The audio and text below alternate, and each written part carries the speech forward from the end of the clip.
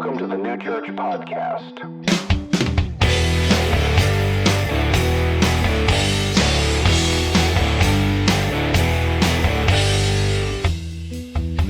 Well, missed you guys last week. Kim and I, we were at the National LCMS Convention in Phoenix. I know you are so jealous. LCMS Convention. The LCMS is the church body that New Church is a member of. Lutheran Church, Missouri Synod. Some of you are like, say what?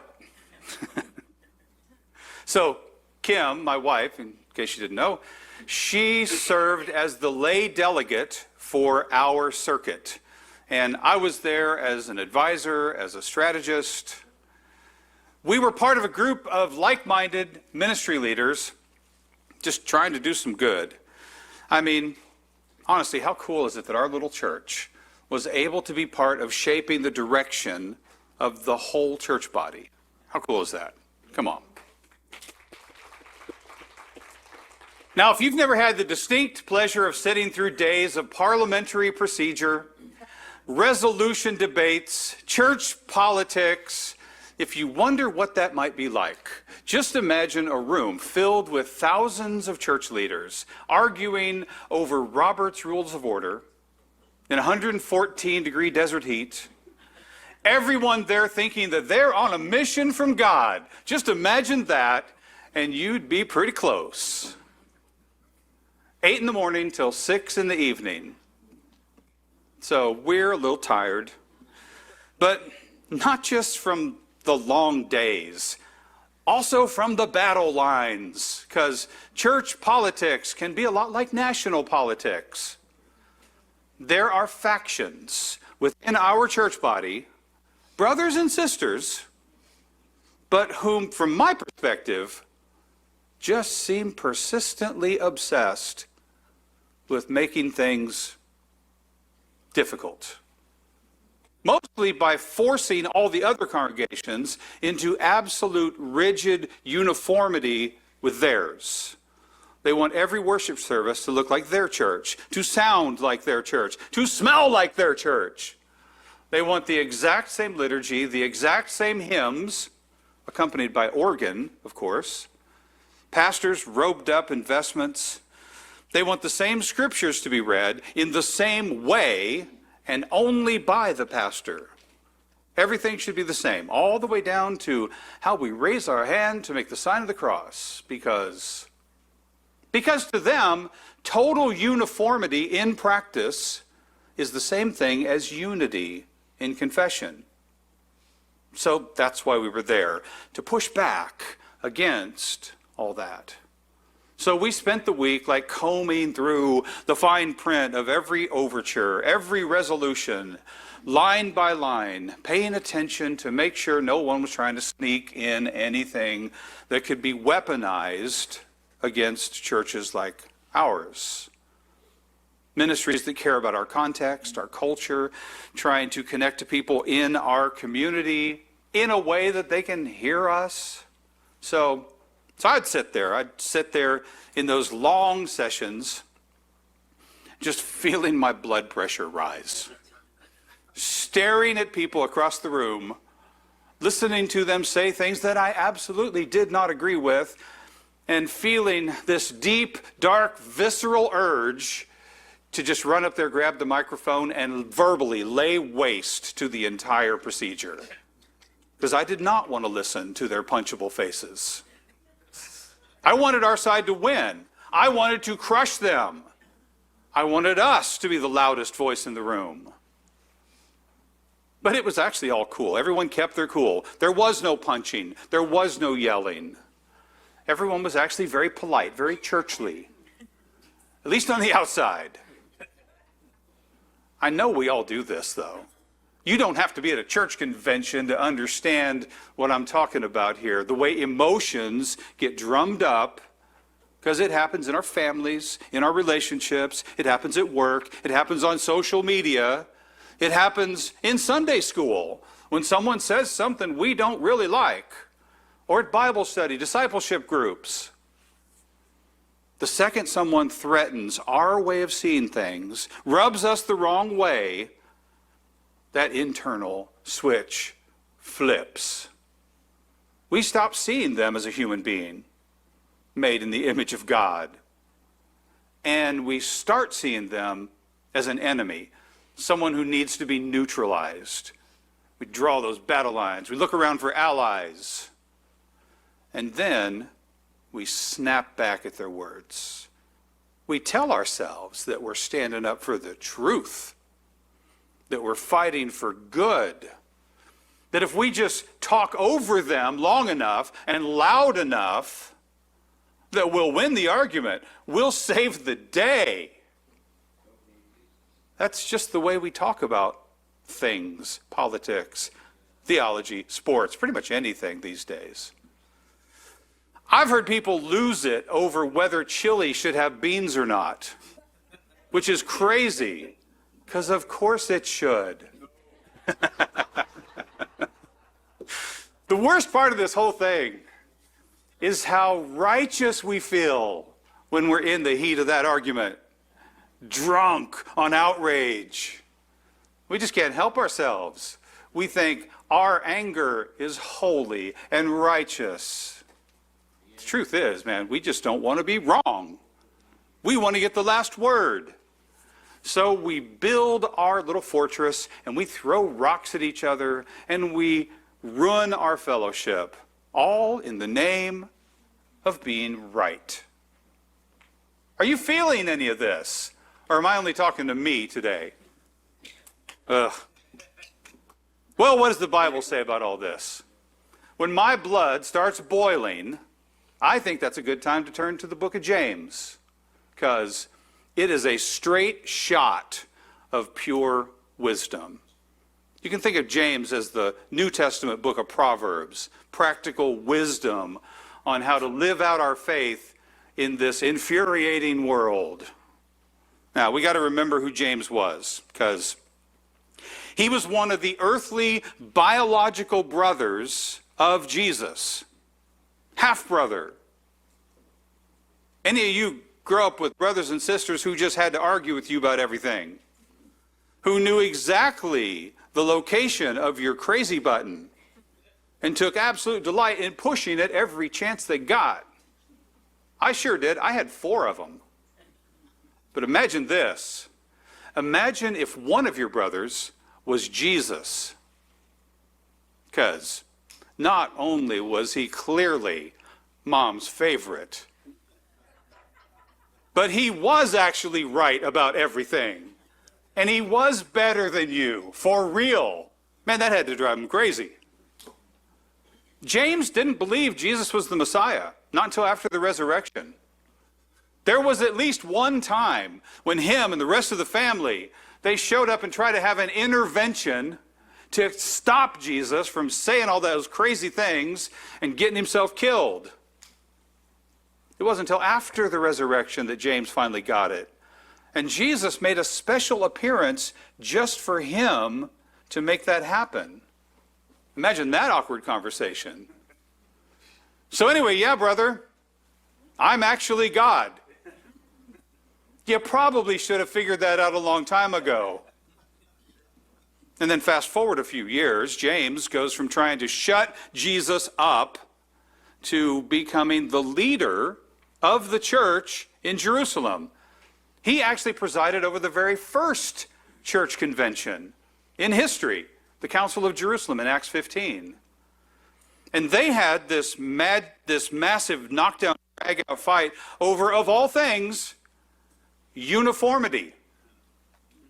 The religious traditionalists back then, they were trying to force all those new Greek Christians to adopt every single Old Testament Jewish tradition, ceremony, rite, and worship practice. They argued that if you didn't do these things the traditional way, then you weren't doing it right. You're probably not even a real Christian.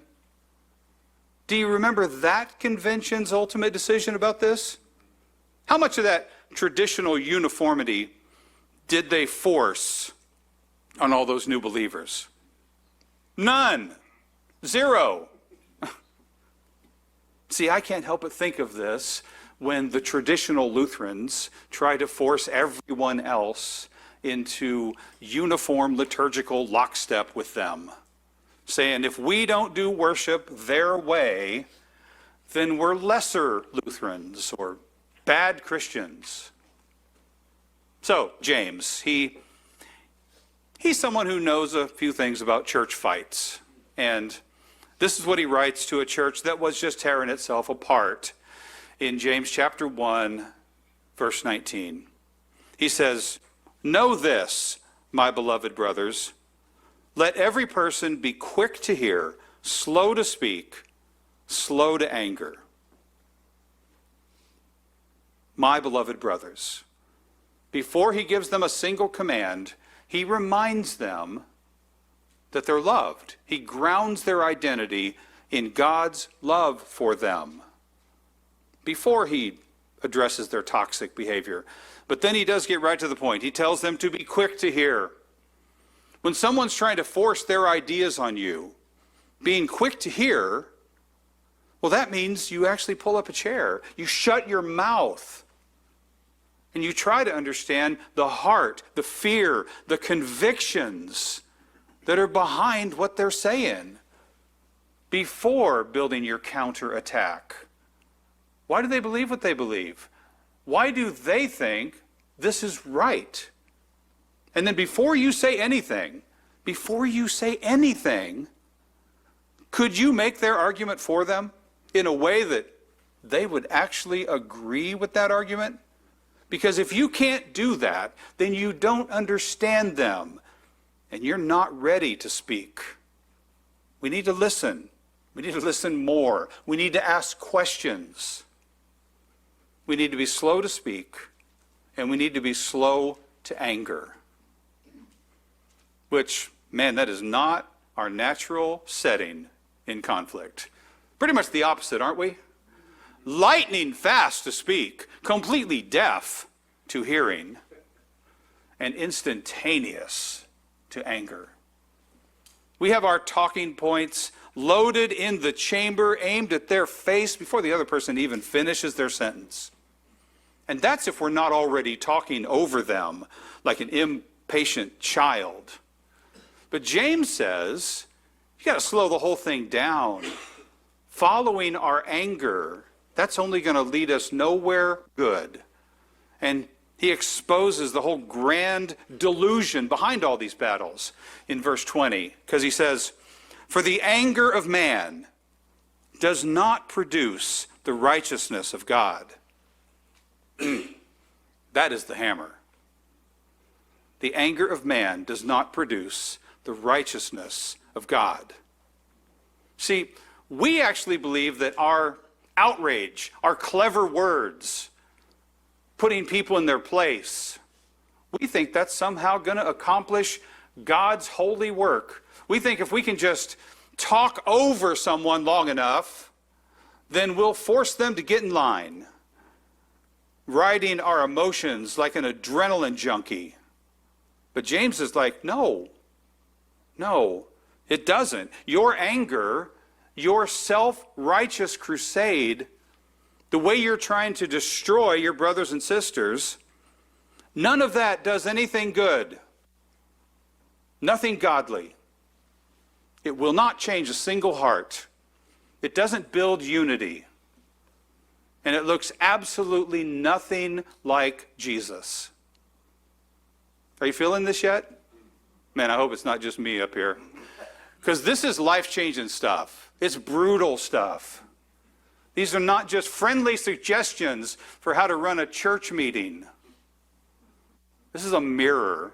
It shows us all how completely broken we actually are.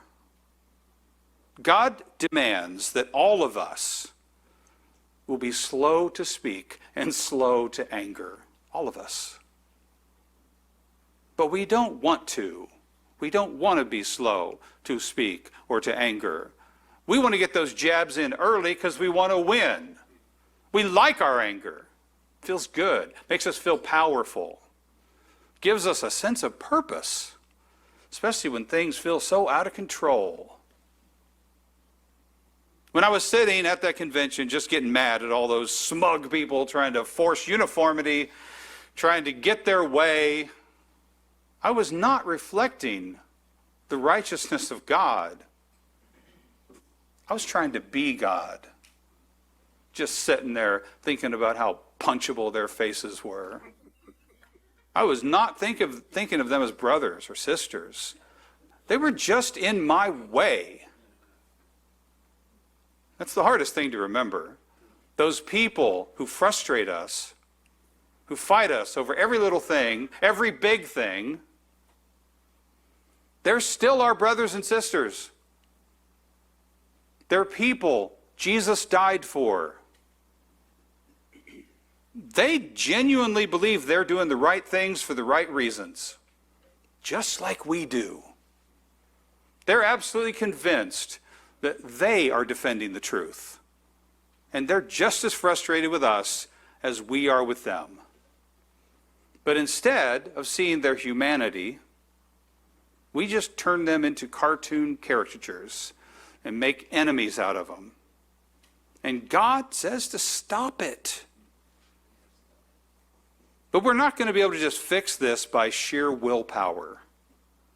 It's not really going to help to promise that we'll be nicer at the next meeting, the next time it happens, that we'll control ourselves next time, control our tongue. No one can tame the tongue. James has something to say about that too, remember? This is a deep problem, and it's not going to be solved by parliamentary procedure or politics, because the problem is in the festering rot of our own heart. We're sinners. We're born that way, and we've made it worse every day that we've been alive. We completely fail this standard of James chapter 1. Quick to speak, slow to hear, and furious at the slightest thing. And our self-righteous anger condemns us right along with the people that we're fighting against. But that doesn't let us off the hook that we're sinners. God still expects us to do better. It's a command. Repent, be quick to listen, slow to speak, and slow to get angry.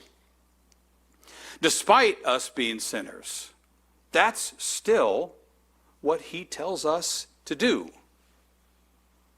You know, we should all be very thankful of how that is a perfect description of Jesus.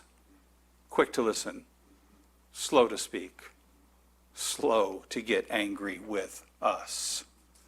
And we should also be very thankful that our standing before God has absolutely nothing to do with how well we manage our temper.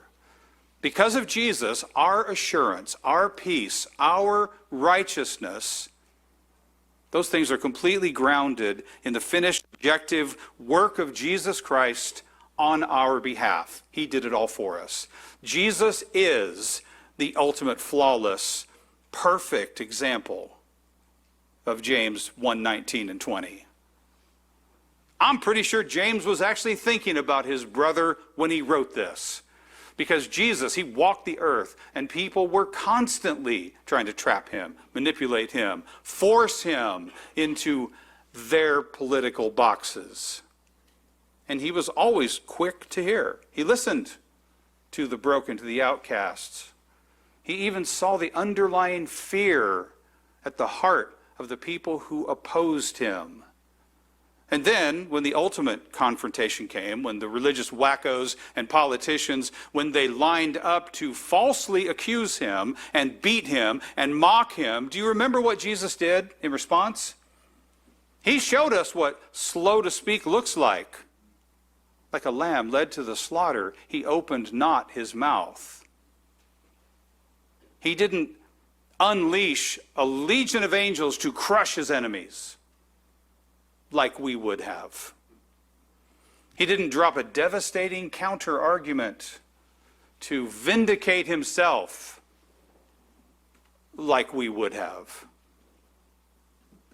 Instead, he allowed himself to be misunderstood and condemned and nailed to a cross, where the entire weight of the anger of man was poured out on him, along with the righteous wrath of God against our sin, all of our sin. All of that was poured on him.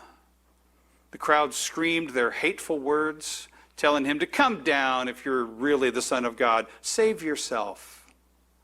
And instead of silencing their mockery with judgment, Jesus used his final breaths to say, Father, forgive them. They know not what they do. In his death and in his resurrection, Jesus, he didn't just give us a moral example of how to handle conflict. He also took the full penalty for every one of our sinful, arrogant, self-righteous words. Every time you've used your tongue to slice up a brother or sister, every time you've allowed anger to live in your heart towards someone, that was all nailed to the cross, completely paid for by his blood. You're free from the guilt and the weight of all your anger and all your pride, which means you're free to be someone else now. You don't have to spend your life frantically trying to protect your turf or justify your existence by winning arguments. You don't have to justify yourself at all, because Jesus has already justified you completely. You don't have to try and force anyone to agree with you to feel secure. Your security is anchored in the promises of Jesus. The pressure is completely off you. The war is over. It doesn't depend on you. Your righteousness, it's not something you create by being right. It's a free gift. It was given to you by the one who loved his enemies all the way to that cross, which means grace and peace. Those are freely given to you from Christ. You have grace and peace, which means you're free to give it to other people. Don't make enemies out of people just because they frustrate you. When someone argues for something that makes your blood boil, you don't have to panic. You can just take a breath, slow down. Remember the promise of the gospel. Remember that your faith and your church are not going to collapse just because someone disagrees with you. Jesus is the one holding everything together, not you.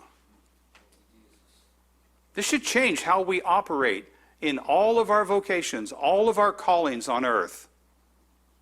It should change how we talk to our family members, the ones who know how to push our buttons.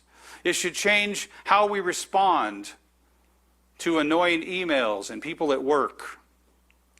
It should change the way we speak to each other in Sunday school and discipleship groups and church meetings and lunch conversations. Do what James says. Just do it. Be quick to hear. Ask genuine questions. Look at the person who sees the world different than you do and start with this attitude. I'm going to assume that they have good reasons for why they believe what they believe. I'm going to assume that. I'm going to assume that instead of assuming they're an idiot. I'm going to try to find out what their reasons are. You can stand firm in the truth of the gospel and the mission of the church without turning your heart into a factory of hatred. And then when you do mess up, when you speak out of anger, when you lose your cool, when you let your emotions take over, when you act like me, when you're done riding that little wave of pride, you don't have to hide away in shame. You can run right back to the cross again and receive the forgiveness that is always, constantly being offered to you. And then you can take that and offer that same grace to the person who made you mad in the first place. Anyway, looking back at that exhausting last week in Phoenix, sitting there in those hard conference chairs, feeling all the tension in the room. I mean, a lot of people really did do the best they could. We had some pretty great victories. And yeah, there were some things that didn't quite go our way, but in the end, thanks be to God, there was nothing that happened that's going to get in the way or even slow down anything we're trying to do here. Everything we fought for was to make sure that we can share the love and the grace of God with the people he sends to us here at New Church. And there's nothing stopping us from doing that. We've been at it for 11 years. Let's keep at it.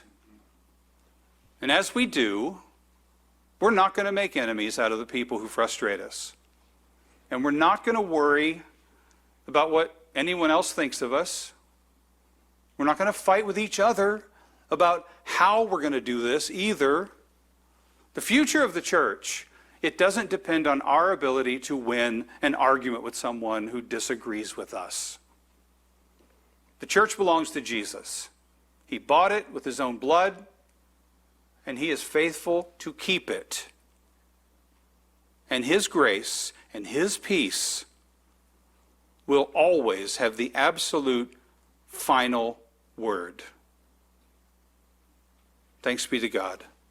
Amen. For more information, go to newchurch.love or email frank@frankhart.com.